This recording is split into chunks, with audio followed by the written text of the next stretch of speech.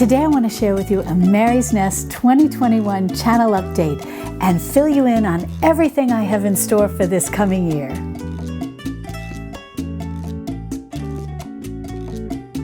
Hi sweet friends, I'm Mary and welcome to Mary's Nest, where I teach traditional cooking skills for making nutrient-dense foods like bone broth, ferment, sourdough, and more. So if you enjoy learning about those things, consider subscribing to my channel and don't forget to click on the little notification bell below. That'll let you know every time I upload a new video. Well, first and foremost, I want to thank you so much for joining me on this traditional foods journey. When I first started my channel back in the summer of 2018, I really didn't know if people would have an interest in learning about traditional foods cooking, but it was something that I'm very passionate about and something that I really want to keep alive.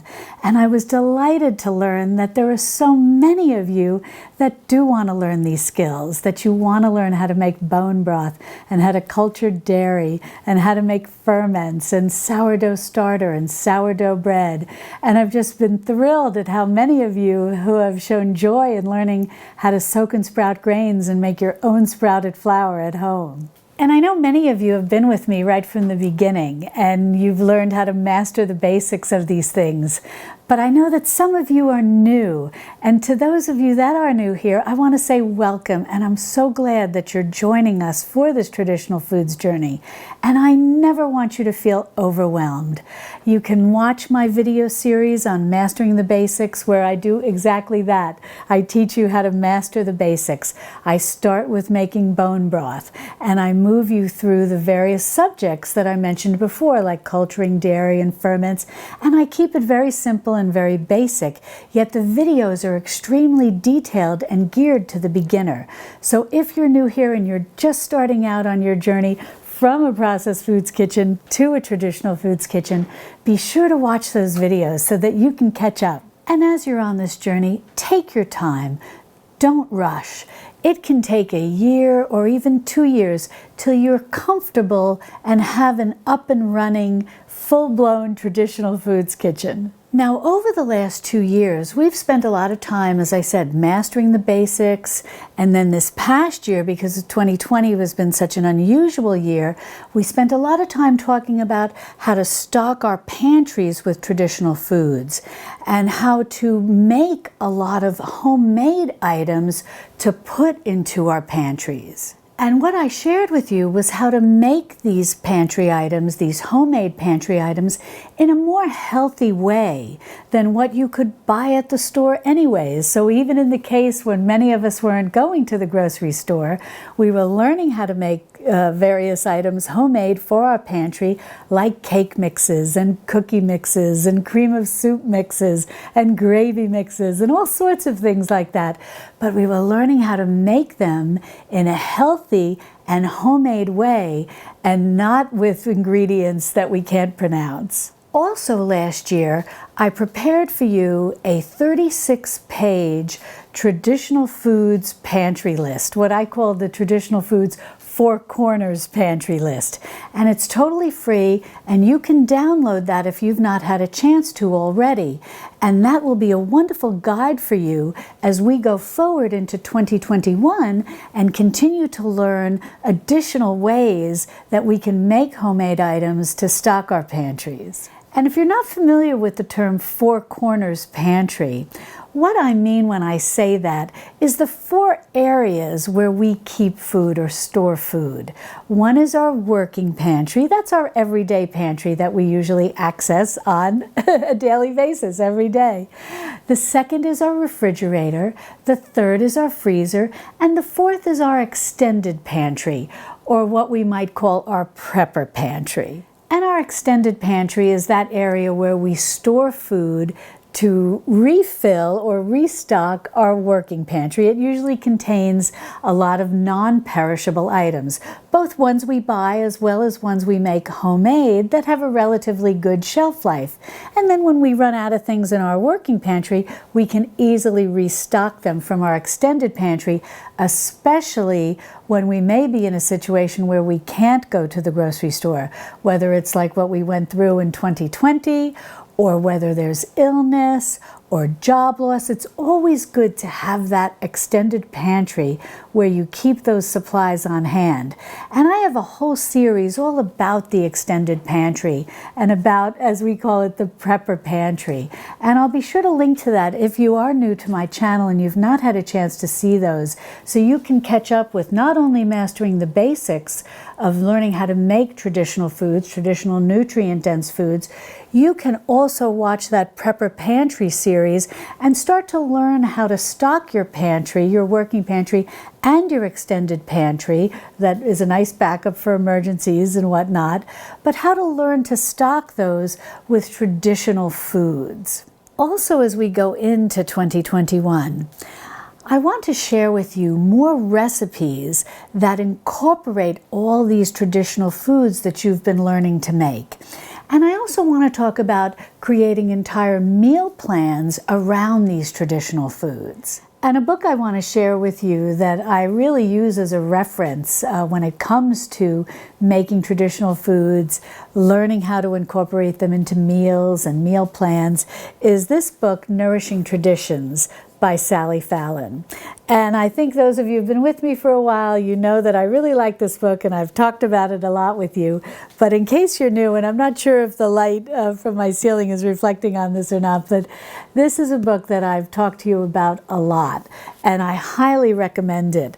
And it's been out a while. It's been out since 1999, and I often see copies at my local used bookstore, so keep your eye open for it. And if you don't see it there, I'll be sure to put a link in the description below that will give you all the information that you need about it. And speaking of the description below, if you open the description under this video, also be sure to look at all the various discount codes that I have down there. I have them for U.S. wellness meats, for grass-fed meats and beef bones. Many of you have asked me where I get my beef bones. I have discount codes for a Vital Choice, a wild-caught seafood. I have coupon codes for Lehman's, which those of you who may be small or large, or even city homesteaders are familiar with all the wonderful country tools and supplies they sell. And so there's a lot down there to look for to help you save money. So be sure to check that out. Now, the other thing I want to mention also, which we talked about in 2020, and I definitely want to talk more about this going forward into 2021, and that's my kitchen journal. Now, I went and through this with you last year, and I hope that you've all started, those of you who have been with me a while, have started making your kitchen journals. And I'll link to that video where I walk you through everything that I like to keep in my kitchen journal. But this is definitely something that's sort of a ongoing project that you'll find over time. You'll add some things, you'll take things out. It's really always in a state of being updated. So as we go forward into 2021, we're going to be talking more about the importance of our kitchen journal and the role it plays in having recipes that we like to use on a daily basis handy, as well as all the other information that's important to keep in a traditional foods kitchen. And I also want to let you know that in addition to this YouTube channel, I also have a website, and it's the same name, Mary's Nest. It's marysnest.com, and I'll be sure to put a link in the description below. But it's a website where I will have blog posts and recipes that will correspond with the video that I'm making. So when you watch the video and you say, oh, I like that particular recipe, and you want to print out that recipe, you can just check the description underneath the video and you'll see the word recipe, and next to it will be a link. You can click on that. That'll take you over to my website. You can read the recipe online, or you can print it out. And what's so nice about printing it out is if you're compiling your kitchen journal, you can print it out and add those recipes, especially the mastering the basic recipes if you're new to traditional foods. And you can put them into your kitchen journal and start building, in essence, your own traditional foods cookbook. And as we go into 2021, I'm really going to be focusing a lot on soups and stews and main dish meals and lunch ideas and breakfast ideas, ones that'll be incorporating all of the things that we learned in 2018, 2019, 2020.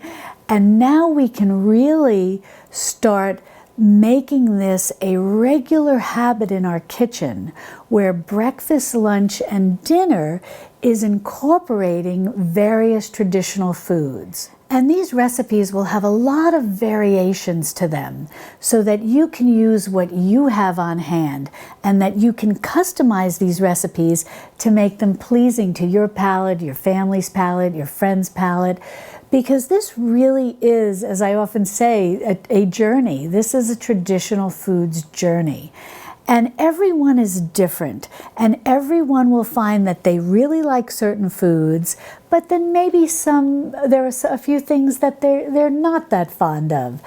And by working through these recipes and going through the trial and error process, you develop recipes that you're basically creating and that you can add to your kitchen journal. Now, for example, in the past, I've shared a lot of recipes for how to roast a chicken with different herbs and spices and cutting up the chicken in different ways, from a whole chicken to a spatchcock chicken and so on and so forth. And that's a wonderful skill that will help you as we go into creating more chicken recipes in 2021. And please let me know in the comments below what type of things that you would like to see, what type of recipes that you would like to see, that you would like to learn how to make, things that maybe you're making now, but are things that are made more with slightly more processed ingredients. So for example, if you're using a lot of white flour and you'd like to learn how to take your recipe and transition it to using whole grain flours or sprouted flours or making those things with sourdough, please let me know in the comments below, because I'm happy to help you transition those recipes. And also, under the traditional foods umbrella is an area for natural or home remedies. And I've shared many of those with you. I've shared turmeric tea and elderberry syrup and rosehip syrup and super mineral broth and homemade cough syrups, all kinds of things like that. And they have been so popular with you. And so I will be sure to continue to share recipes with you for more home remedies, more tonics, more mineral broths. I even have a fun mineral broth coming up that's going to be perfect as a little bit of a substitute or a mock version of a chicken broth. And it'll be perfect for those in your family who are vegetarians, or on those nights that you simply want to make a meatless meal. And if you're new here, I want to let you know that over on my website, I have a newsletter that you can sign up for, and you'll receive information via your email. And now don't worry, I don't inundate you at all. I send out periodic emails, but in them they're chock full with all of my latest videos, as well lots of other traditional foods information. And I'm going to be adding a lot more downloads over on my website in 2021. So be sure to sign up for my newsletter, because I'll be letting you know when those are available. And all of my downloads are free, including the 36-page pantry list. And I never sell your email address, so you don't have to worry about that. And in addition to some of those discount codes that I mentioned, I want to share with you that I have a relatively new discount code for you, and that's for Mock Mill, and that's a grain grinder. And the discount code, it can also be used for anything on their website, including whole grains. When I started my channel here on YouTube, I had one main goal, and that goal has remained the same. And that's to be your trusted resource for plenty of free information on how to make traditional foods. I have such a love of this, and I really love teaching it, and I want as many people as possible to learn how to make these foods. And I want to save these recipes, in essence, for future generations. And so whatever you learn here, please share with other people, and please teach other people how to make traditional foods. And you've always got this resource here that has over 300 now videos on how to make traditional foods. Well, I'm really looking forward to continuing on this journey with you into 2021 with more recipes, more home remedies, more information on how to stock our pantries. And so if you want to join us for this journey and you've not already subscribed, be sure to subscribe to my channel. I'd love to have you join us. I know 2020 has been a very challenging year for all of us, but there have also been some silver linings, and we've also learned a lot. But as we go into 2021, I feel we're a lot more prepared. And now we can implement so many of the skills that we learned last year. And so as we go into 2021, I want to wish you a very happy, healthy, and blessed new year.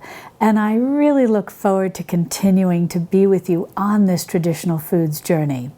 And if you'd like to get started stocking your pantry, if you've not already done so, be sure to click on this video over here, where I've got a whole series on how to stock your prepper pantry with traditional real food and how to do it on a budget. And I'll see you over there in my Texas Hill Country Kitchen. Happy New Year, and love, and God bless.